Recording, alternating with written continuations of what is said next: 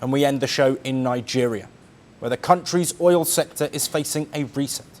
Nigeria's president has nominated 2 new heads for the nation's top oil regulators.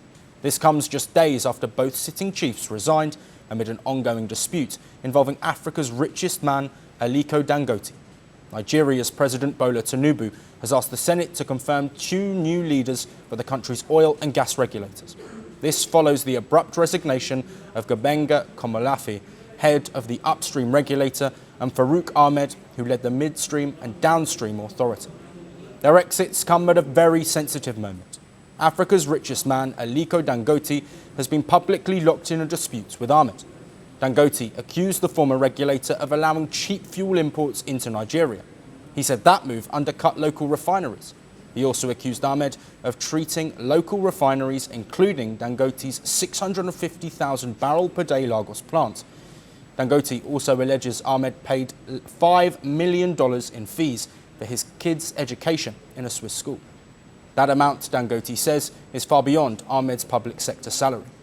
Meanwhile, Komolafe clashed with Dangote over not enforcing crude supply rules for local refineries. Both Ahmed and Komolafe have not publicly responded. But the allegations. The timing of these exits is critical.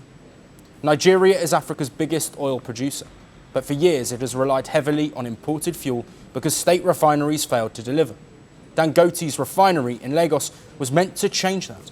At full capacity, Dangote's plant could produce enough crude to end reliance on fuel imports and save billions in foreign exchange.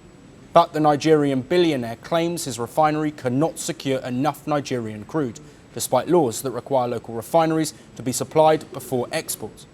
As a result, he says the plant still imports tens of millions of barrels of crude each year. Amid an ongoing tussle at the top level, fuel prices for ordinary Nigerians have continued to climb. Dangote has blamed higher global crude prices. As the Nigerian Senate weighs confirming the new regulatory chiefs, the citizens continue to reel under high fuel prices. Now, will this fresh leadership and Nigeria's aim of energy independence? That remains to be seen. I was born into privilege, but I sold myself as the voice of the poor. I led a revolution in the mountains and marched into Havana as a hero. I promised freedom, equality, dignity. What I built was a one-party state. I survived invasions, embargoes, and enemies, but my people survived shortages in silence. Some called me El Comandante. History calls me something else. A dictator. Who am I?